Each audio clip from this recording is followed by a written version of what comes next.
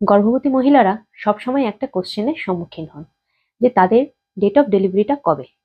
তো আজ আমরা এই ডেট অফ ডেলিভারি নিয়ে কথা বলবো। টেকনিক্যাল ভাষায় এই ডেট অফ ডেলিভারিকে ইডিডি বলা হয়। ইডিডি কি? ইডিডি হলো এস্টিমেটেড ডেট অফ ডেলিভারি। আচ্ছা, তাহলে প্রথম কোশ্চেন আসে যে এই ইডিডিটা কিভাবে ক্যালকুলেট করা হয়। তো এই ইডিডি ক্যালকুলেট করা হয় LMP plus 9 months and 7 days। তাহলে এবার জানা যাক যে এলএমপিটা কি। এলএমপি হলো লাস্ট মিসড পিরিয়ড, মানে আমার শেষবার যখন পিরিয়ড হয়েছে তার ফার্স্ট ডেটা কবে, ফার্স্ট ডেট। এলএমপি এটা। এই ডেট থেকে আমার 9 months and 7 days ক্যালকুলেট করলে আমার চলে আসবে ইডিডি।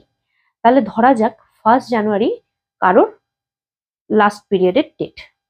তাহলে 1st জানুয়ারি থেকে 1st অক্টোবর হলো 9 months প্লাস 7 days,